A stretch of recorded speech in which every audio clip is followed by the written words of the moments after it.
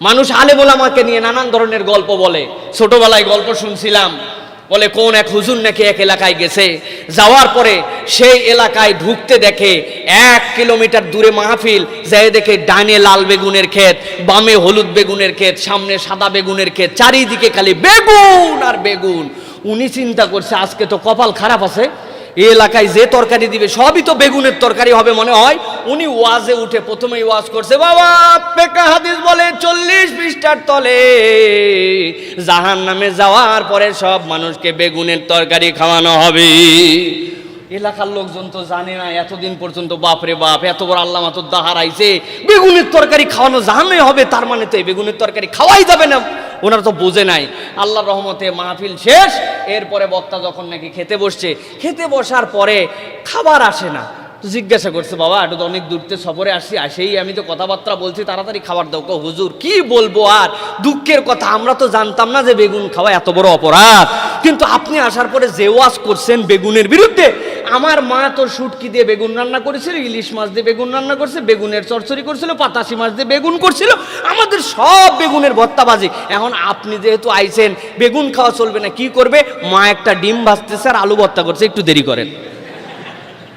হুজুর চিন্তা করছে, হাই হাই আমার ফেভারিট সব খাওয়া, পাতাশি মাছ, শুটকি মাছ, ইলিশ মাছ, সব বেগুন দিয়ে আমার খাওয়া নষ্ট হবে। সাথে সাথে বলছে, বাবা তোমরা তো জানো না, মাসলার কিতাব বলে 40 পৃষ্ঠার তলে যদি কোনো তরকারি না থাকে তখন বেগুন খাওয়া চলে। এখন এইরকম করে যদি ধানাই পানাই করে যেই কথা বললে আমার বিপদ হয়, আমার নিজের গায়ে বাঁধে, ওইটুক কথা আমি বলি না, ওই পর্যন্ত আমি চুপ করে থাকি, এই ধরনের ফতোয়া যদি দেয়, তাহলে এটাও হচ্ছে আল্লাহ রাব্বুল আলামিন বলছেন লিল হাক্কি কারিহুন, তারা সত্যকে জানার পরেও এই সত্যকে অপছন্দ করে কোরআনের সঠিক বিধান মানুষের কাছে উপস্থাপন করে নাই। আজকের পুরো পৃথিবী যদি আমরা দেখি, তাহলে বেঈমান তো বেঈমান, কাফের মুশরিক তো কাফের মুশরিক। ইমানদারদের অন্তরের রোগও তো এখন এরকম হয়েছে যে আল্লাহর বিধানের যতটুকু নিজের সাথে ফিট করে, যতটুকু নিজের সাথে সুইট করে, ততটুকু আমার ভালো লাগে, আর বাকিটুকু আমি অপছন্দ করি। এরকম ইমানদার আছে কিনা খুঁজে দেখেন। এরকম ইমানদার আমাদের ঘরে ঘরে, আমরা প্রত্যেকেই এরকম ইমানদার। আমি হুজুর মনে করছি আমার জন্য যতটুকু লাগে, যতটুকু বললে সমাজে বিপদ হয় না, সরকারের সাথে বাদাবাদি হয় না, সমাজের বিভিন্ন মানুষজন আরেক গ্রুপ আমার অপছন্দ করবে এরকম চাই না, ওইটুকু ব্যালেন্স করে আমি কথা বলি। এইরকম ধান্দাবাজ, এইরকম ওলামায়ে সু এই পৃথিবীতে আছে, আছে কিনা? আছে। আব্দুল্লাহ ইবনুল মুবারক রাহিমাহুল্লাহ বলতেন যে দুনিয়ার বুকে যত ধরনের ফিতনা আসছে, এই ফিতনাগুলা 3 দিক দিয়ে প্রবেশ করে।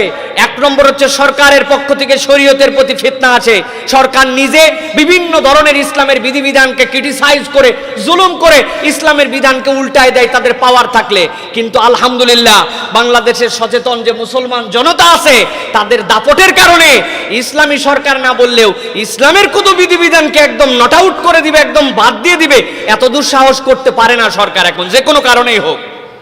এক সময় ছিল আকবর এলাহি যখন দিনে আকবরী ছিল, তখন তারা এটা করছে, দিনই চেঞ্জ করছে, বানায় সমন্বিত দিন বানাইছে, কারো কিছু বলার ক্ষমতা ছিল না। এখন সেই দিন নাই। দ্বিতীয় কোন দিক দিয়ে প্রবেশ করে?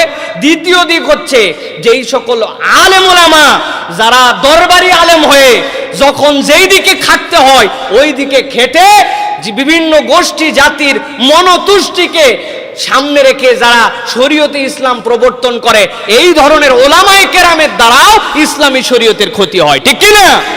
Rose TV 24. Enjoy by listening to the Holy Quran.